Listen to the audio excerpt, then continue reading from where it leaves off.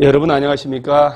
합격단 18주자 강의를 시작하겠습니다. 그래서 여태까지 조금 문제 어렵다고 그래서 조금 레벨을 좀 쉬운 걸로 했습니다. 그래서 기분 좋게 만점 한 맞고 또 갑니다. 그렇다고 이 정도 레벨 문제 한 풀어볼 텐데 이 정도 레벨은 다 풀고 가야 됩니다. 최소 기본 해야 될 내용이기 때문에 용도 지역은 국토 전부를 대상으로 중복되지 않도록 평면적으로 쭉 중복되지 않는다는 것. 용도 지구는 당해 토지의 일부에 대하여 지역 관계없이 특정 목적에 따라 추가적으로 지정하는데, 자, 포인트. 필요하다면 하나의 토지에 둘 이상의 용도 지구가 중복될 수 있어요. 용도 지역하고 용도 지구들, 요렇게 저거들끼리 중복도 가능하죠. 그래서 용도 지역 및 지구는 중첩하여 지정될 수 있고, 도시지역이 세부 용도로 지정되지 아니한 경우는 용도 지역별 건축 제한이나 건필 용적률 적용할 때 보전 녹지지역. 자, 여러분 여기서 주의할 점. 용도가 도시지역, 관리지역, 농림지역, 자연환경 보전지역 넷 중에 아무것도 미지정된 땅이다. 미지정된 땅이다. 그래서 거기서 건축행위 제한은 자연환경 보전지역에 관한 규정을 적용받기 때문에 건폐율은 20%, 용적률 80% 이하로. 도시지역을 지정했는데 아직 이렇게 주거, 상업, 공업, 녹지로 세분을 못했다. 그러면 제일 센, 녹지 중에 제일 센 보전 녹지지역에 관한 규정을 적용받는다는 것.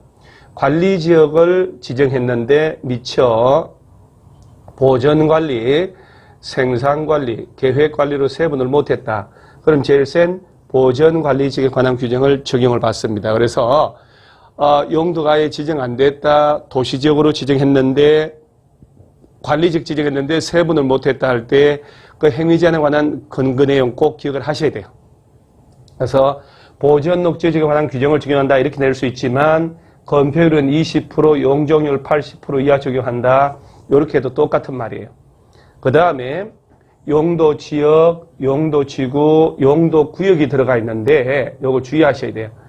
안에서 공적인 도시군 계획시설 요놈에 대해서는 용도지역, 지구, 구역은 빼고 안에서 건축 제한 등의 규정을 적용하지 않는다. 자, 여러분요.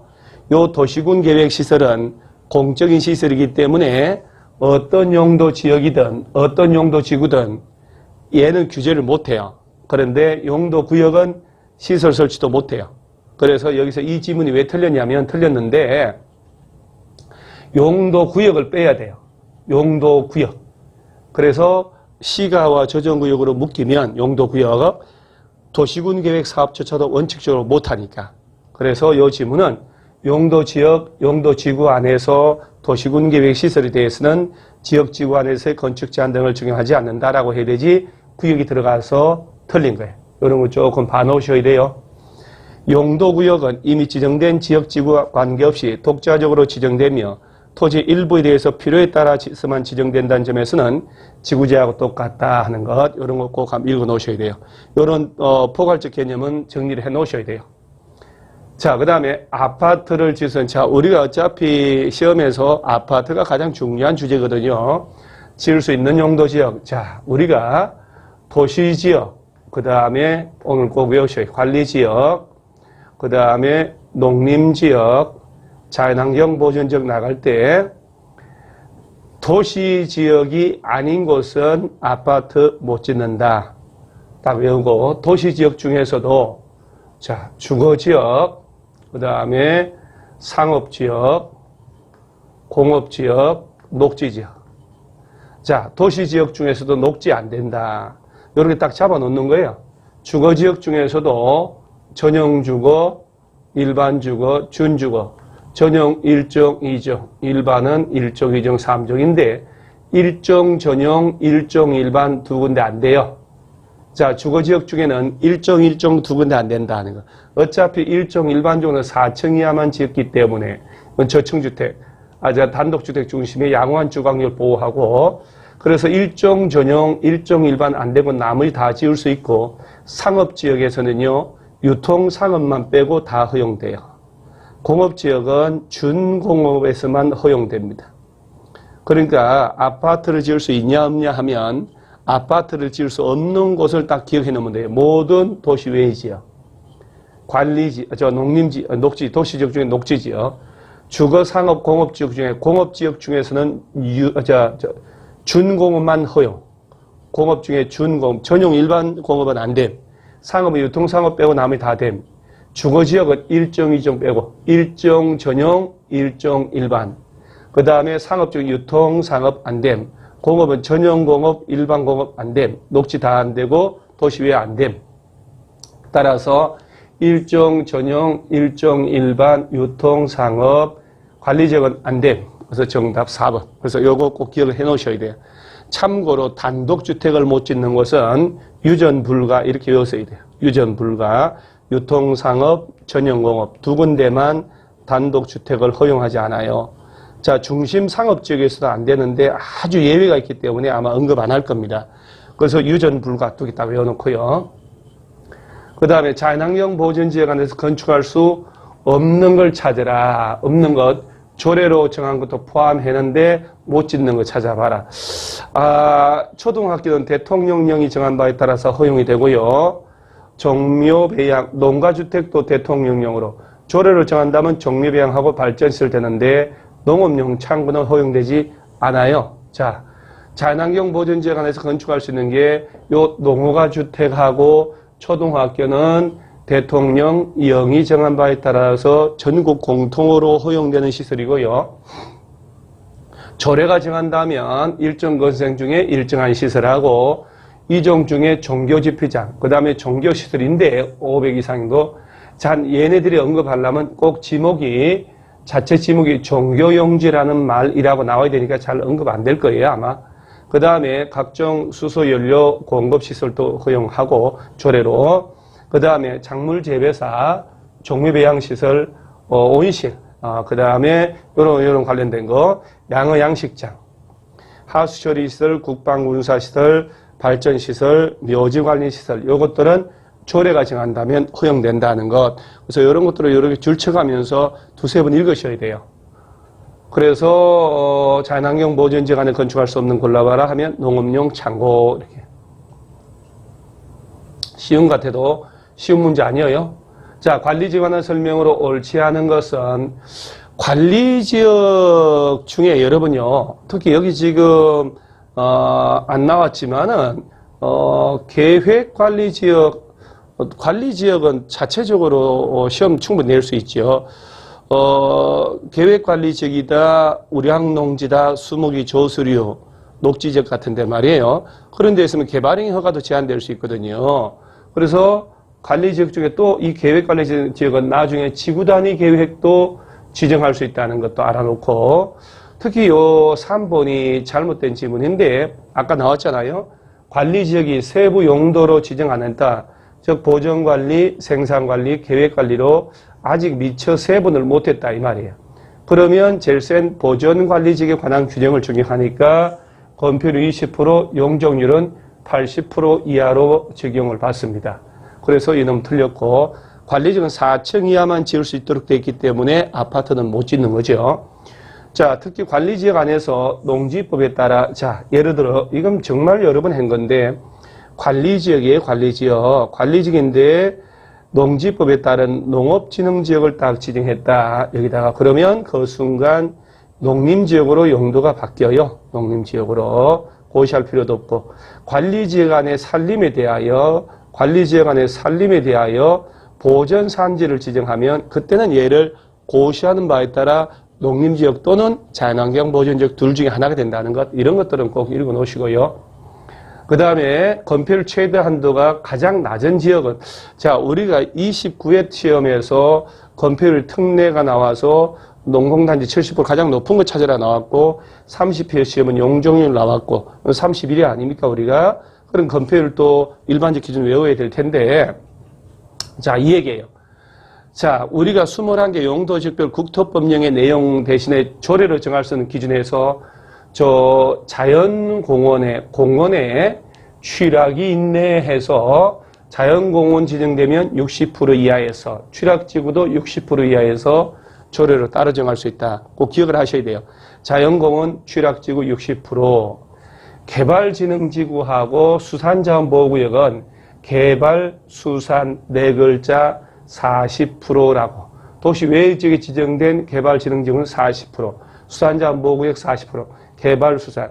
자연녹지는 원래 20%인데 여기다 지정된 개발진흥지구면 30%, 10% 더 준다. 그 다음에 농공단지 70%, 농취리 70%, 그 다음에 국가산업단지 10% 더 줘서 80%. 자, 다시 자연공원, 취락지구 둘 다 60% 수업 들으면서 외우셔야 돼요. 그 다음에 개발진흥지구 도시외의 지역에, 도시외의 지역은 예외병은 다 20%인데 개발진흥지구 묶이면 40%, 수산자원보호구역도 40%, 자연녹지에 묶일 때는 30%까지 더 줄 수 있고, 농공단지 70%, 국가산업단지 80%. 요걸 암기해야 돼요. 그래서 29회 시험 나왔을 때는 제일 높은 거 찾아봐라 해서 얘가 답이었거든요. 요걸 제가 거꾸로 한 거예요. 거꾸로.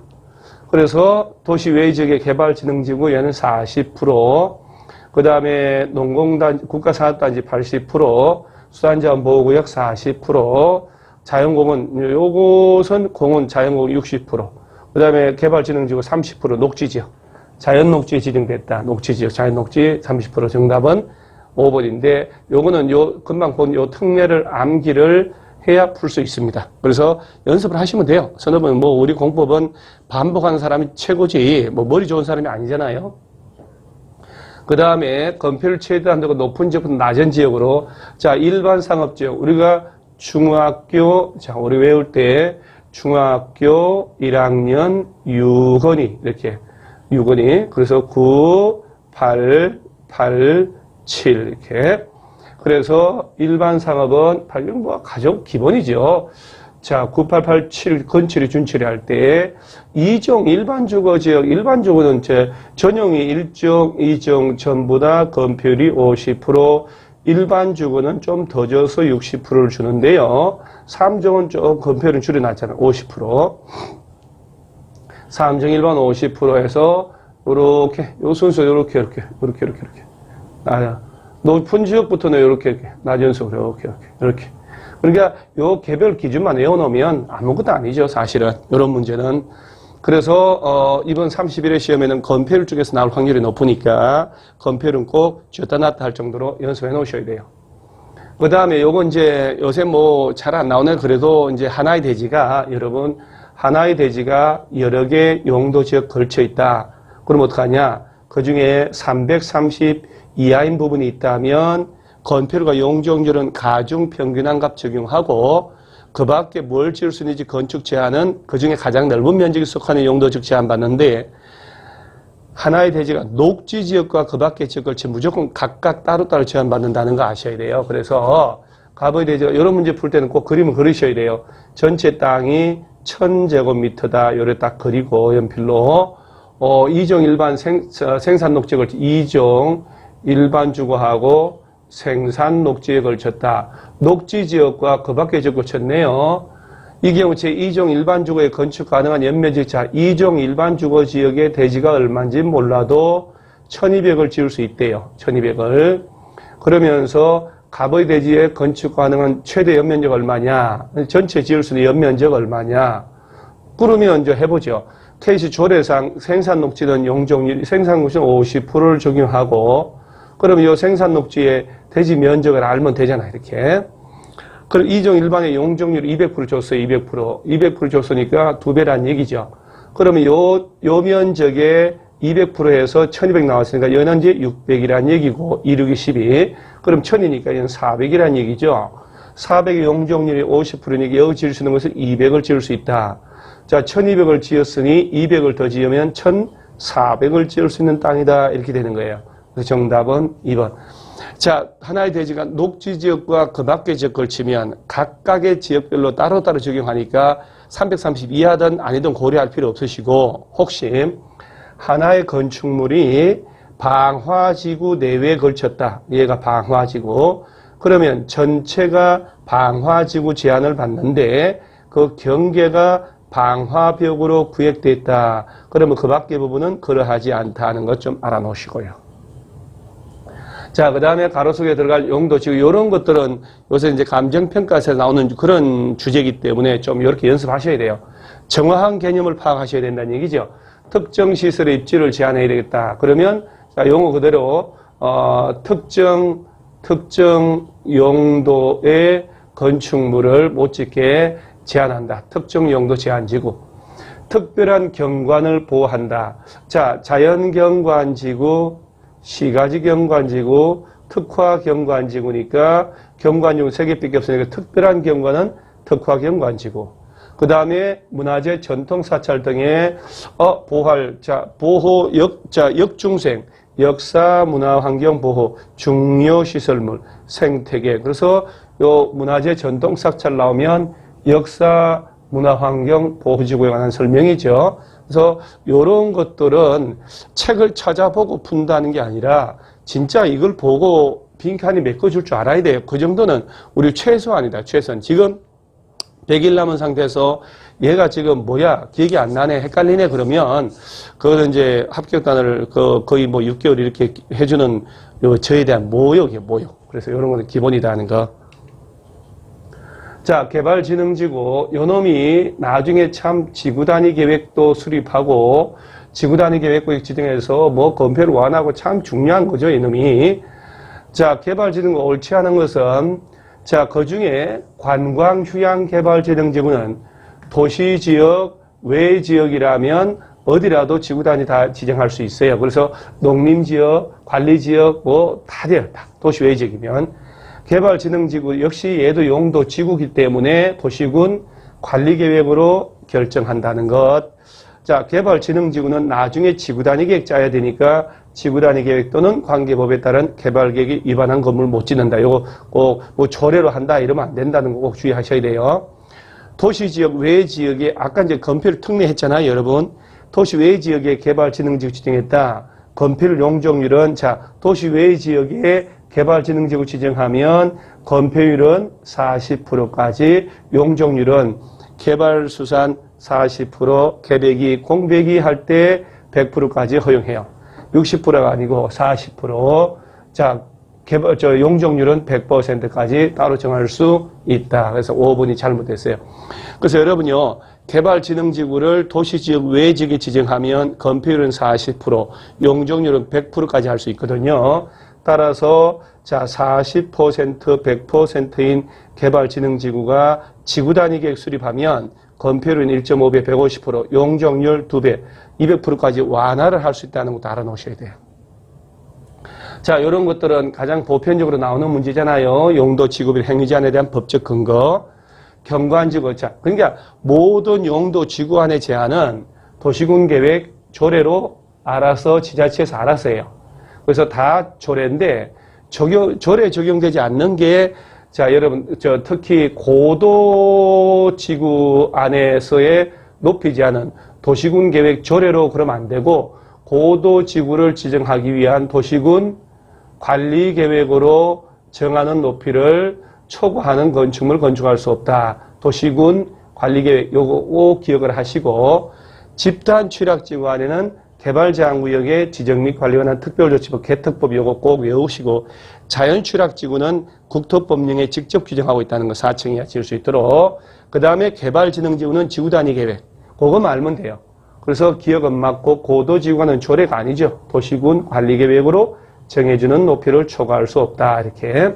그럼 디귿은 맞고 자연취락지구는 4층 이하만 지을 수 있어요. 4층 이하.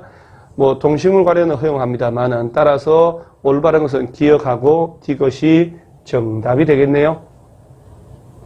자, 또 용도 지구 안의 건축 제한 뭐 가장 기본적인데 틀린 것은 방제지구 다 조례요 조례. 지자체 도시군 계획 조례. 근데 이제 소방법이라고 그럴듯해 보이는데 소방법 적용하는 건 어디에도 없어요. 자, 특정 용도 제한지구도 도시군 계획 조례. 보호지구 다 조례. 자연취락지구는 4층 이하. 농업용 참고 가능하죠. 자, 여기서 시도, 대도시, 시장은 지역 여건상 이걸 암기를 좀 해놓으셔야 돼요.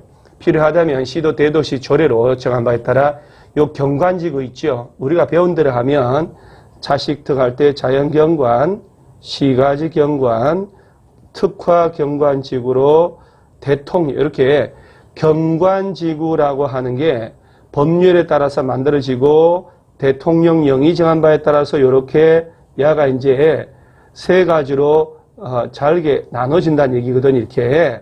그런데 시도, 대도시, 조례가 정한다면 경관지구를 요 세 가지 외에 플러스 또 원하는 대로 세분할 수도 있다는 얘기예요. 그래서 우리가 모르는 경관지구를 뭐 풍치 경관지구, 뭐 수변 경관지구라고 만들 수도 있다는 얘기야. 경관지구를 추가적으로 세분할 수 있다는 거 하고, 또 중요시설 보호지구 있잖아요. 이놈은 이제 보호지구가 역사, 문화, 중요시설 생태계인데, 중요시설 보호지구 요놈을 중요시설에 따라서 공용시설, 항만시설, 공항시설, 그 다음에 교정 군사시설 보호지구로 나누어서 관리해도 된다라고 돼 있어요. 그래서 중요시설 보호지구하고 특정 용도 제한지구는 뭐 오염물질 배출시설 제한지구, 청소년 유해시설 제한지구 등으로 세분하여 지정할 수도 있다는 거 아셔야 돼요. 이런 질문 나오면. 그래서 경관지구를 시도 대도시에서는 조례가 정한다면 경관지구는 요 세 가지고 안 되니까 추가로 세분하거나, 자, 중요시설 보호지구하고 특정 용도 제한지구를 시도 대도시 조례로 세분해서 따로 관리할 수도 있다. 그래서 이런 거 꼭 한번 읽어 놓으셔야 돼요. 그래서 지문에 만약에 시도 대도시에서는 조례가 정한 바에 따라 경관지구를 추가로 세분하거나 중요시설 보호지구나 특정 용도 제한지구를 세분하여 지정할 수 있다 그러면 O, 지정할 수 없다 그러면 X, 그 판단 한번 하셔야 돼요. O 꼭 기억하셔야 돼요. 자, 그 다음에 12번에 용도구역. 우리가, 여러분, 용도구역은, 개별적으로 내기보다는 전반적인 것, 용도구역이 나오면, 자, 첫째, 개발 제한 구역, 뭐, 지명광에서는 다 쓸 수 없으니까, 요거는 국토교통부 장관만 지정한다는 것. 그 다음에 꼭 명심할 점이 국방부 장관의 도시민의 건전한 생활 환경을 확보하기 위한 목적도 있지만 국방부 장관의 요청으로 보안상 목적으로도 지정할 수 있는 게 유일한 게 개발제한구역. 그 다음에 개발제한구역 지정되면 행위제한은 개발제한구역의 지정 및 관리에 관한 특별조치법, 개특법. 자, 요것만 알면 돼요. 두 번째가, 자, 도시, 자연, 공원구역. 요 놈은 이제 시, 도지사하고 대도시, 시장이 지정하는데 국토교통부 장관 나오면 안 돼요. 자, 도시자연공원구역의 행위제한은 도시공원 및 녹지 등에 관한 법률, 도농법이라고 요것만 알면 돼요. 자, 수산자원 보호구역은 바다의 왕자 해수부 장관이 지정하고 수산자원 보호구역 안에서는 수산자원 관리법 적용을 받는다. 요것만 알면 돼요. 그 다음에 네 번째가 시가화 조정구역, 시가화 조정구역. 다섯 번째가 입지규제 최소구역인데 이 모든 용도구역들은 하나하나 할 때마다 도시군 관리계획 결정을 한다는 거 다 알아놓고 이 시가화 조정구역은 시도지사가 지정하는데 국가계획과 연계하여 지정할 필요가 있으면 국토교통부 장관도 지정하고 자, 무질서한 시가화를 유보해서 나중에 계획도시 유도하는 건데 시가화 유보 기간을 외우셔야 되죠. 5년 이상 20년 이내에서 도시군 관리계획을 결정하고 유보 기간이 끝나면 다음날 자동으로 실효돼요. 실효된 사실을 고시해야 된다는 거 아시죠, 여러분? 실효된 내용을 고시한다는 거. 우리 공법에서는 고시해야 한다. 주민들한테 다 맞아요. 다 맞아요. 그 다음에 입지규제 최소구역은 도시군 관리계획의 결정권자면 된다. 일반 시장 운수는 제외하고 그 다음에 요 대상 지정 다섯 개 있잖아요. 다섯 가지 우리가 요 좀 정리해 놓으시고 그 다음 입지규제 최소구역 안에 행위제한은 뭐 조례고 시행령이 아니고 입지규제 최소구역에 적용하려고 짜는 입지규제 최소구역 계획으로 정한 바에 따른다. 이렇게 조금 정리해 놓으셔야 돼요. 이 정도는. 옳은 것은 자 개발제한구역을 지정한다.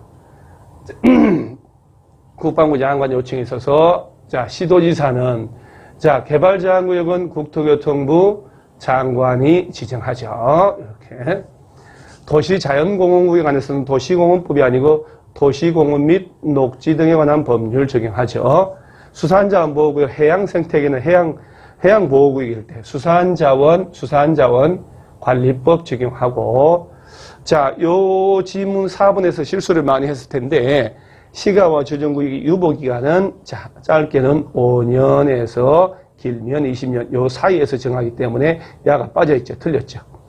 시가와 조정구역 지정에 관한 도시군관리계 결정은 유보기간이 끝나는 날의 다음날에 그 효력을 상실한다는 것. 정답은 5번. 요런 문제는, 55점 정도 레벨의 문제입니다. 이 정도 문제는 우리가, 자, 이걸 내가 경솔하게 풀어서 4번을 답이라 해서 틀렸다. 아유, 내가 아는 건데, 아는 것도 틀렸네. 아유, 이게 내 실력은 이거보다 뛰어난데, 아니, 그게 실력이에요, 여러분. 좀 냉정한 소리 같지만, 이런 걸 자꾸 못 보고 틀리는 것도 실력이에요, 실력. 그러니까 문제를 많이 풀어보고 실수를 많이 해보고 점수도 막 초토화되고 막 이렇게 상처도 입어보고 그래야지만이 이제 실력이 짱짱해지니까 틀렸다 해가지고 다시 해야 되겠다 하면 되지 좌절을 하실 것은 없다는 것. 틀린 것도 실력이다. 입지기재 최소구역 틀린 것은 당연히 도시군 관리계획 절차를 거쳐야 되고요. 거점 도시 육성하려는 것이고 입지기재 최소구역 계획 짤 때는 건축물의 용도, 종류, 규모에 관한 것도 포함하고 건폐율도 들어가고 용적률, 높이 제한 들어가고 기반시설의 확보를 어떻게 하는지도 들어가야 된다는 거 아시고요. 자, 행위자는 조례가 아니고 요 입지기재 최소구역 계획으로 합니다. 자, 건축법상 이거 지정되면 특별건축구역으로 지정된 것으로 본다 하는 것도. 자, 그 다음에 기반시설. 자, 기반시설 쪽에서도 단순 무식하기 때문에 그냥 소리 내서 이렇게 연필로 동그라미 치면서 소리 내면서 하는 게 제일 좋아요. 눈으로 하지 마시고 눈으로 해서 될 게 아무것도 없으니까. 올바른 것. 하천, 저수지, 유수지. 요것은 방제시설. 방제. 공공청사, 문화시설, 공공문화, 체육시설. 유원지, 공공공지, 요거는 이제 공간시설, 공간시설. 공동구 시장은 유통공간 맞죠? 그 다음에 학교 청소년 수련시설. 청소년들이 학교 가서 연구, 사회복지 활동하다 온다, 공공문화 체육시설. 그래서 이런 것들이 시험에 나올 때, 틀리면 안 되죠. 그 다음에 도시군 계획, 시설 사업. 요 시설 사업을 하려면 미리 도시군 관리계획 결정해야 되고 단계별 집행계획 짜야 되고 시행자가 확정되면 실시계획 작성해서 고시하고 그다음 이제 보호조치 이렇게 나오는 거예요. 자, 지상이나 수상, 공중, 수중 등의 기반시설을 설치하려면 미리미리 도시군 관리계획으로 결정해야 되고 기반시설 중에서 도시군 관리계획으로 결정된 시설이 이게 바로 도시군 계획시설이에요. 요거. 그리고 요거 설치하는 사업이 도시군 계획시설 사업. 그 다음에 요 사업에다가 여러분 도시개발 사업하고 정비 사업을 다 합쳐서 무슨 사업이라고 할까요? 요 세 개 사업을 다 합쳐서 도시군 큰아들 시설 사업, 작은아들 도시개발 사업, 그 다음에 정비 사업 요 세 개 다 합쳐서 요걸 무슨 사업이냐면 중요한 거죠. 도시군 계획 사업이다. 이렇게 얘기를 해요. 그래서 도시군 계획 사업은 큰아들 시설사업, 작은아들 개발사업, 막내 정비사업을 포함한 개념이죠. 단계별 집행계획은 1단계, 2단계 나눌 때, 자, 시설이 결정되고, 꼭 외우셔야 돼요. 시설이 결정되고, 3개월 내에 재원 조달하거나 보상하기 위한 단계별 집행계획을 만드는데, 시설이 3년 내에 한다 그러면 1단계로, 3년 이후에 한다 그러면 2단계로 짠다는 것. 그 다음 매년 2단계 집행계획 검토해서 3년 내 한다 그러면 1단계로 업시킨다는 거 알아놓으시기 바랍니다. 그래서 요거는 3년이 맞다. 틀린 게 2번이고요. 실시계획의 인가신청을 만약에 장관, 시도, 대도시가 받으면 인가 전에 14일 이상 일반 열람시키는 거예요.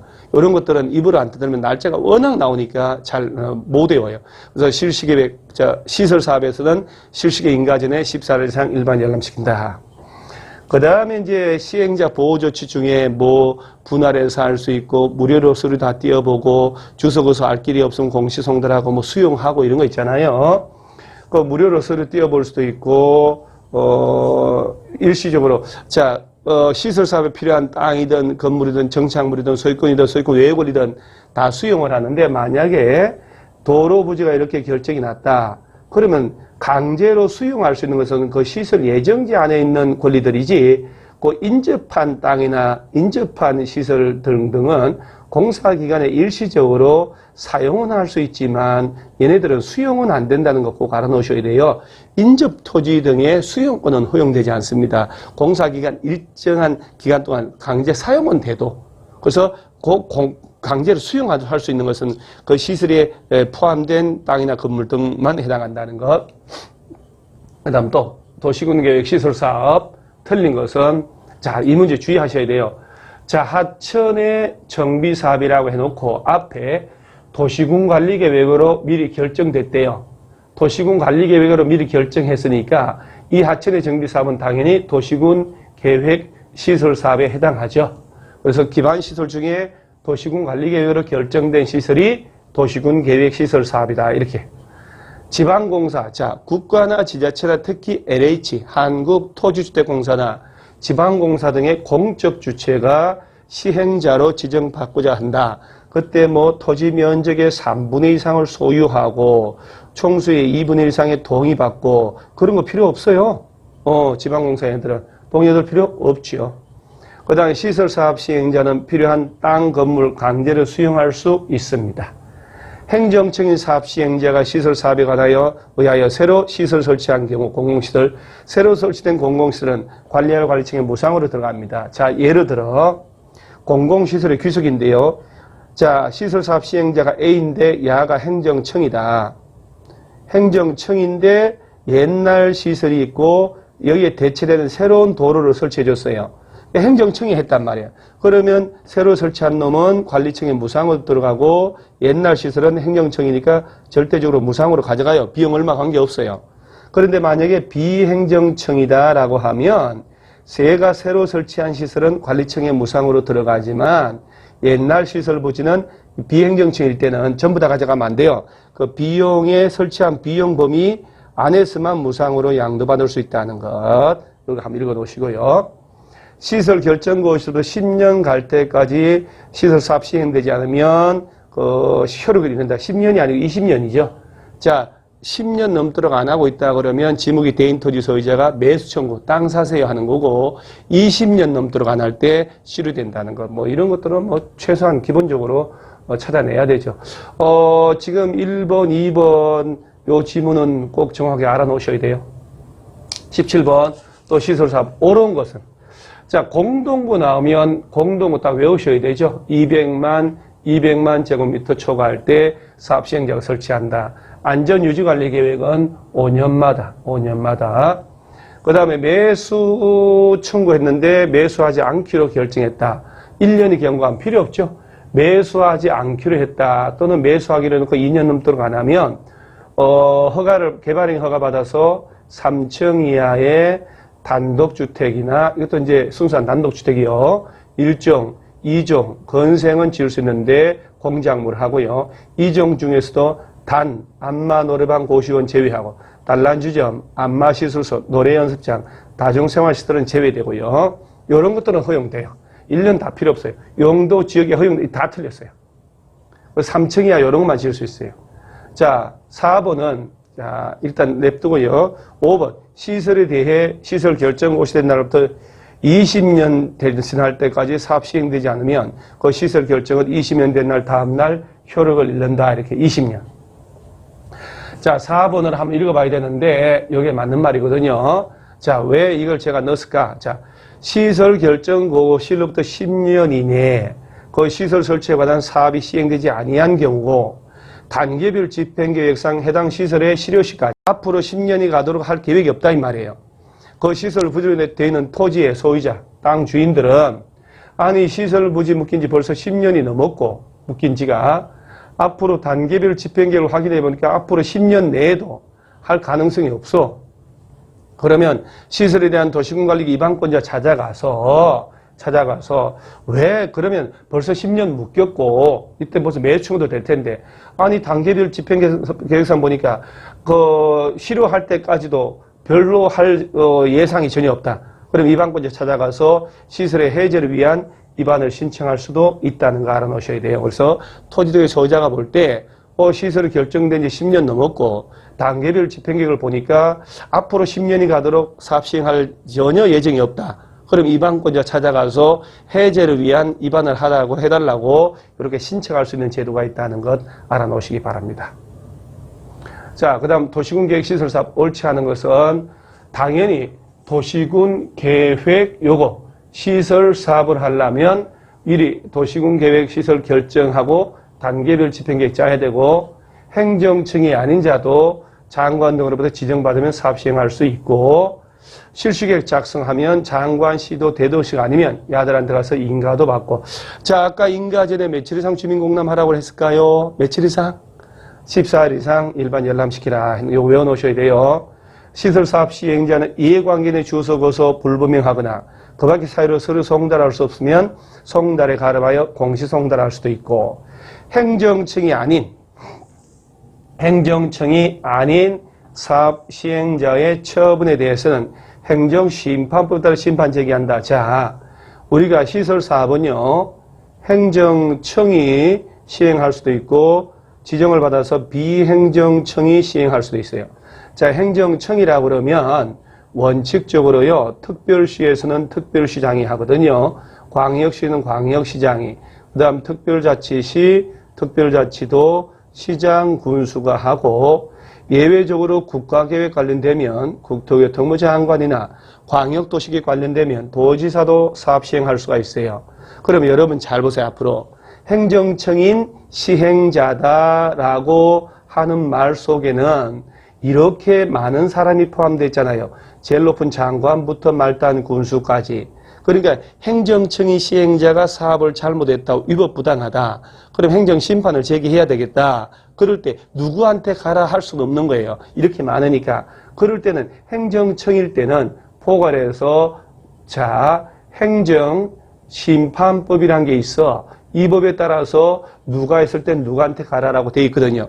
따라서 행정청이면 행정심판법에 따라 심판 제기하고 그럼 비행정청은 행정청이 아니기 때문에 행정심판법 적용을 못하거든. 그러면 얘가 사업 시행 잘못했다. 그러면 심판 제기 못하냐? 할 수 있어요. 그래서 행정심판법 적용을 못하지만 얘를 시행자로 지정한 자가 있을 것이다. 그 시행자를 지정한 자한테 찾아가서 얘가 위법부당하다라고 심판을 제기할 수 있습니다. 그래서 이건 잘못됐다. 이런 거 좀 알아놓으셔야 돼요. 알아놓으면 나중에 큰 도움 돼요.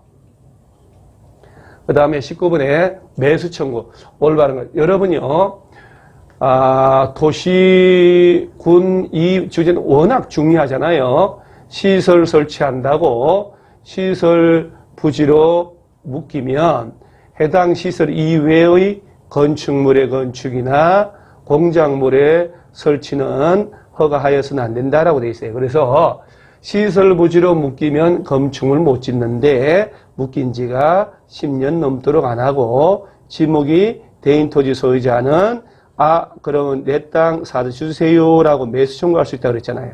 물론 그 토지 위에 건축물, 정착물 다 포함한다는 것.